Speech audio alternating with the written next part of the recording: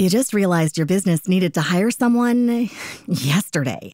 How can you find amazing candidates fast? Easy. Just use Indeed. Stop struggling to get your job post seen on other job sites. With Indeed sponsored jobs, your post jumps to the top of the page for your relevant candidates, so you can reach the people you want faster. According to Indeed data, sponsored jobs posted directly on Indeed have 45% more applications than non-sponsored jobs. Don't wait any longer. Speed up your hiring right now with Indeed. And listeners of this show will get a $75 sponsored job credit to get your jobs more visibility at Indeed.com/ARTS.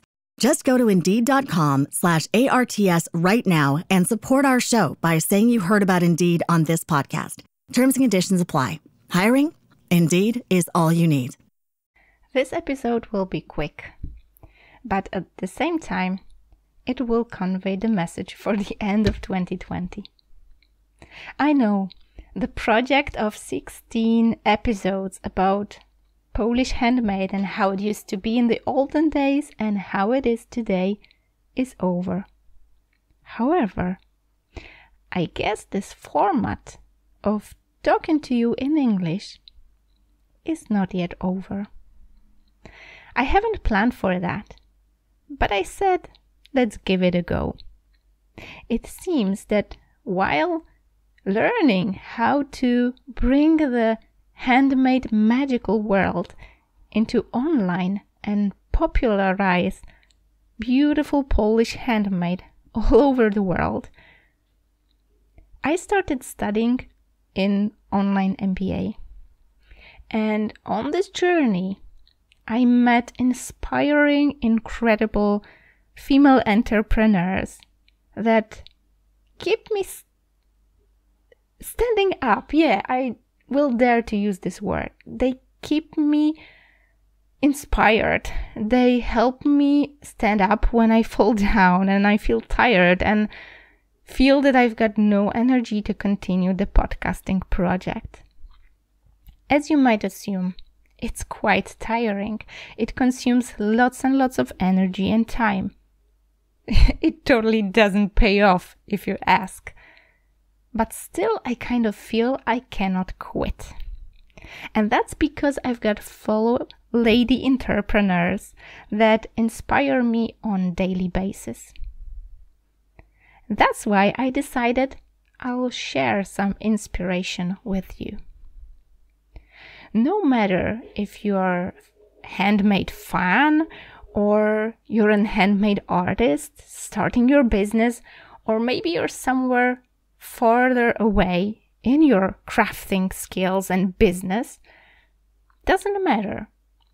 Because I guess this mindset part about building something on your own is quite necessary. So no matter if you're just a fan or you're an entrepreneur, I think you might use this opportunity to listen to those inspiring episodes with my fellow online MBA friends who took some businesses online. Why am I using those interviews here in the podcast that is actually dedicated to handmade? Well, it seems that I wouldn't be able to convey such a strong message, so much energy that is put in each and every single episode without their inspiration. No matter if that's Lona, who took music online, or Jody, who took movement online, or Elena, who took her stationary classes about public speaking, also online, and another guest that I will introduce later on. No matter the business, what is important, it gave us the thought that also these handmade skills, crafting skills, and handmade businesses could also be taken online. So if you're there listening to this podcast, I'll try to continue with this Friday English format, but this time I'll provide you with something from the other side of this handmade world. Something that is standing in the behind the scenes of our handmade business. Inspiring people If the previous project that was dedicated to some niched down handmade technique, if you found that interesting, I would invite you to a profile on Instagram that is called Handmade from Poland. I obviously is gonna link that down in the show notes. But what is important, you will find many more techniques that could actually inspire you and maybe serve as a gift, a handmade gift for your closest ones, for your loved ones. A gift that would actually support small Polish crafting businesses. But what is more, in this series that's going to be presented every Friday up until the end of 2020, I'm going to be talking about this content that is not only for handmade creators, but also for handmade fans. So I'll provide you with inspiring interviews, and I'll be talking about how to start the business based on handmade. It doesn't matter if you use word business or hobby.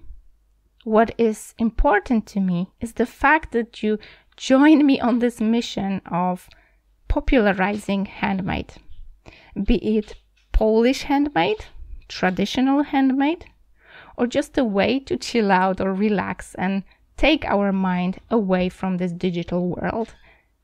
You join forces with me by listening and sharing this podcast. So I'll invite you to this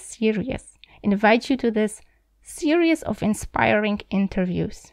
And if they will push you to do something more about your crafting skills, taking some of your artifacts out of the drawer, hidden somewhere outside the world to see, and you will kind of take them online, show them, make a picture, share with others, I know it was worth it.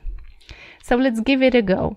Let's try out. Let's meet every Friday up until the end of 2020. And let's see what will happen next.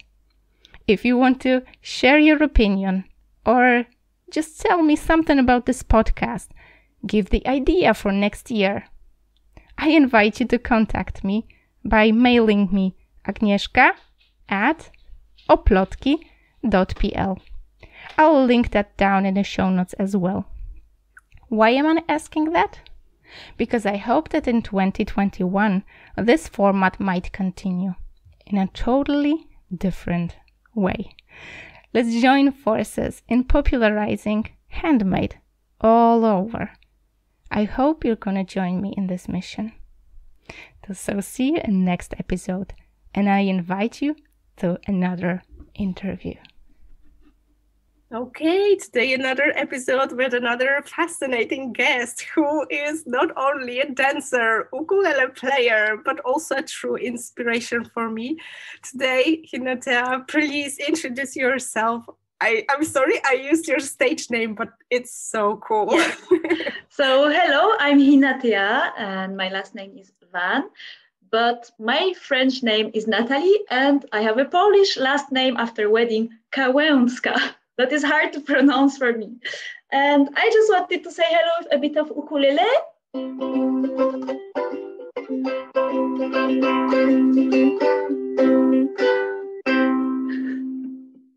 That's the vibe. Yes, so I'm a dancer. My dad is from Tahiti. He taught me how to play ukulele. But I am the one who decided to dance, and I told him to join my dancing group for playing the music.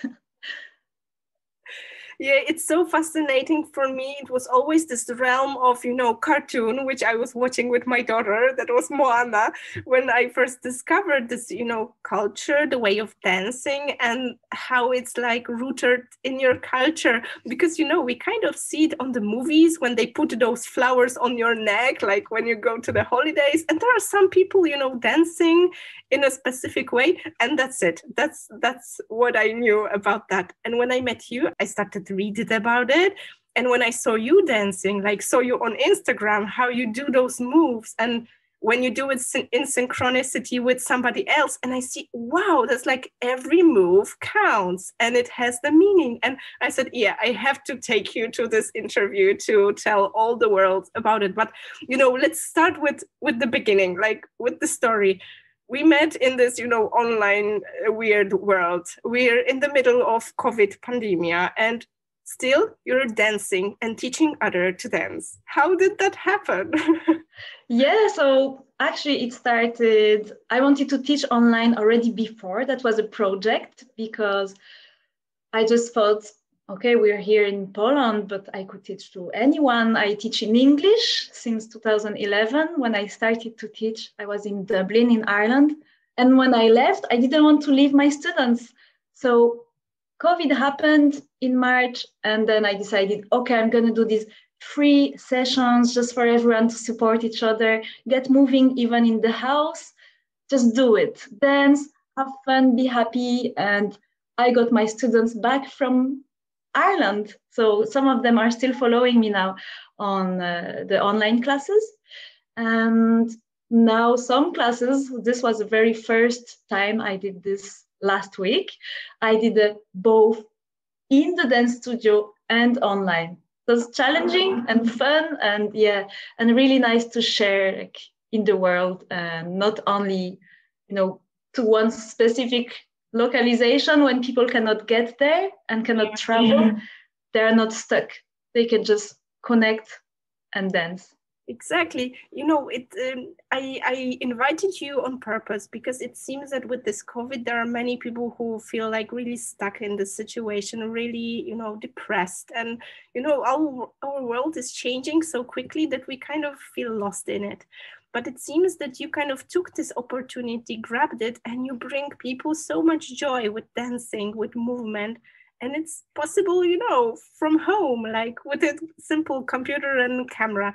So how does it work with you? How do you lead those classes? What does it look like? Because, for us, it's quite obvious, but I have friends who are telling me dancing online. Well, first, I always say you don't need so much space, really. You need, to be able to have, let's say, 2 meters squares, 3. I have more because I want to show my legs and every movement. Then people also, that's their responsibility to listen to their body and be respectful to themselves and not push too hard and hurt themselves when they dance. But there is something I always say also. It's not because it's cold outside, it's dark and it's closed because of COVID. It's just bring the sunshine inside your house. Here is my sunshine. I am your sunshine, and this is what I want to share, to bring to people, like bring them some heat, some warm, welcoming movements that will make them feel good. So I'm shifting to not only teaching like technically, but also adding the well-being and some kind of coaching for, feeling positive every day. So so I'm always starting with, warming up, breathing and waking up the body. Then there is some technique and some choreographies, some songs and lyrics and translations. And then we always have to relax, stretch, and tell each other how was the class. Then it feels good to share, and people are finishing and they're all like cheered up for the rest of the time until the next class. Exactly. Myself with kids, like you gave me this inspiration of, dancing when we feel down. It's like the last thing that you want to do is like move your body when you're down. You just like to want to crumble into a blanket and you lay down.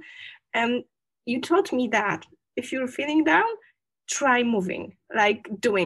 You just realized your business needed to hire someone yesterday. How can you find amazing candidates fast? Easy. Just use Indeed. Stop struggling to get your job post seen on other job sites. With Indeed sponsored jobs, your post jumps to the top of the page for your relevant candidates, so you can reach the people you want faster. According to Indeed data, sponsored jobs posted directly on Indeed have 45% more applications than non-sponsored jobs. Don't wait any longer. Speed up your hiring right now with Indeed. And listeners of this show will get a $75 sponsored job credit to get your jobs more visibility at Indeed.com/ARTS.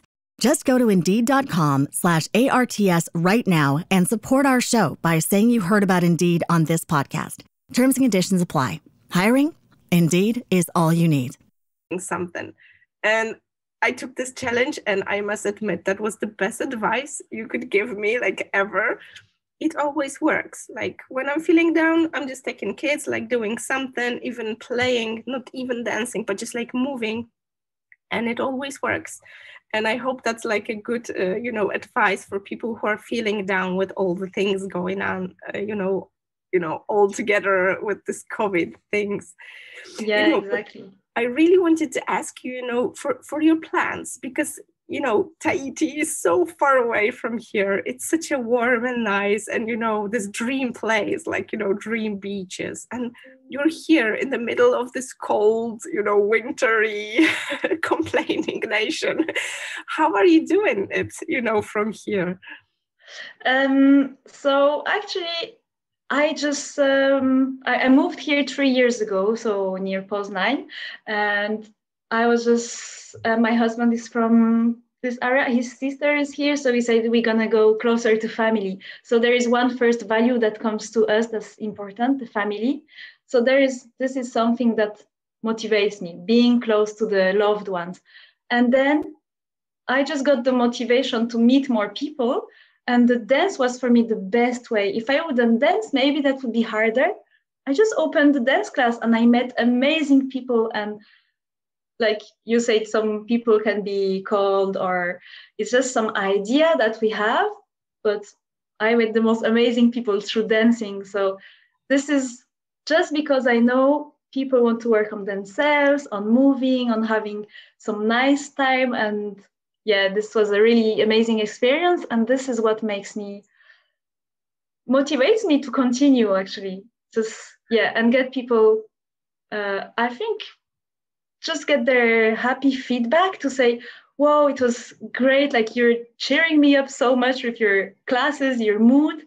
I'm like, wow, I need to do this more. Yeah, exactly. That's really motivating.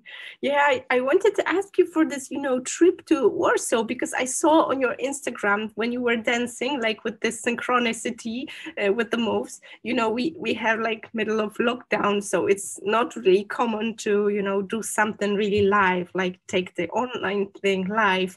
But you did it. How did it work for you? First, I have to say the background of still doing it for real in the dance studio. So last year, I planned one workshop on the 14th of March, and the lockdown, I think, was on the 12th of March. So I canceled 48 hours before. I was so sorry. And I was saying, no, I don't need to cancel. It's just a small panic. And then I canceled. And now we were out of lockdown. I planned this amazing big workshop, the biggest dance studio I found in this dancing complex. And there was more restrictions coming. So I was like, can I dance? I was texting them, the owner, every day. And we found that in that context, for sport and for physical activities, for preparation, I could teach, but we had to keep 7 square meters each. So I was like, yeah, let's do it. And everyone who cannot fit in the room will go online with us.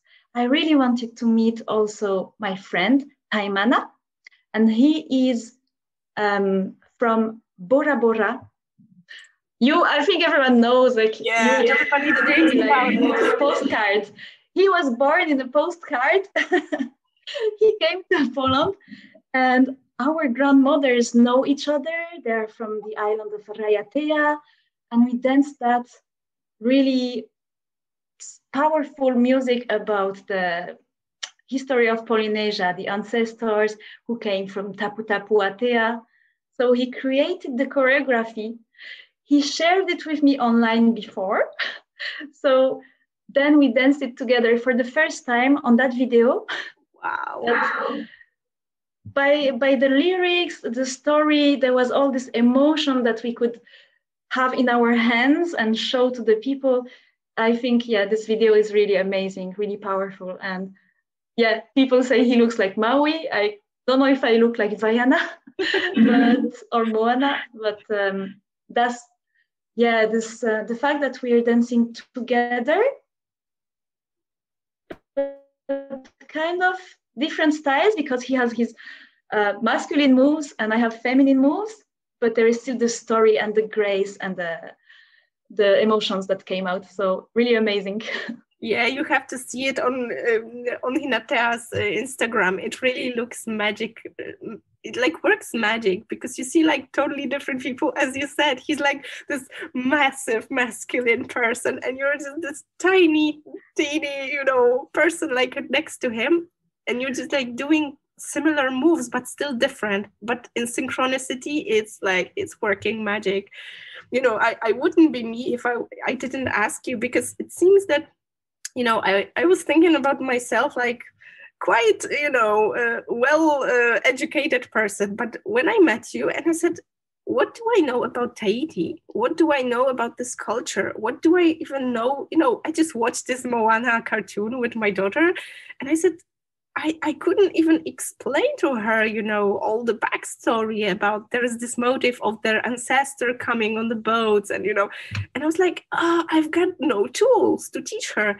And I, immediately thought about you, and I said, yeah, when I invite Hinata here, I have to ask her, obviously we won't do the whole history, but do you find any misconceptions about your culture, about your dance, that you feel like when you meet people, they have this certain idea in their mind about what you do and how you dance?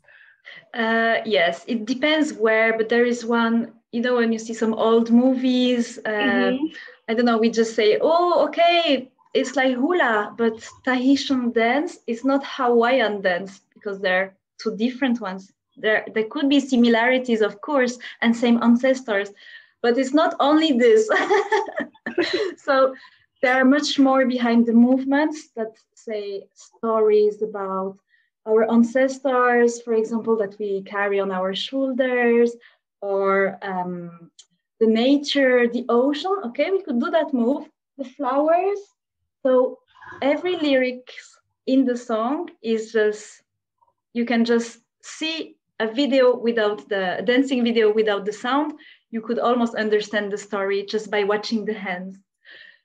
And this is something beautiful. So some people have some first idea because no one told them how is the traditional Tahitian dance, and this is a really small island, so it's not so easy to share in the world. But now it's I think there is a birth of Tahitian dance in the world, like in Mexico and Japan.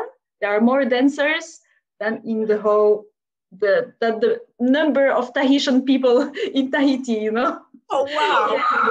Yeah. So well, I'm bringing it in Poland, and I'm really happy about it. So I think maybe we are the only two Polynesian or Tahitian in Poland, but I want to keep doing it because this is a culture that if people don't share, it could, get lost. Or even the language, I would love to learn that language.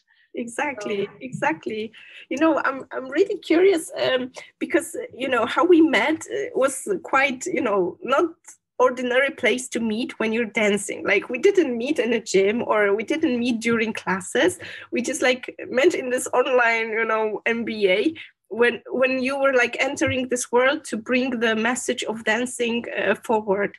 And I wanted to ask you, because we have many people in our community who seem to be really stuck at this crazy time of COVID, that we don't know what to do.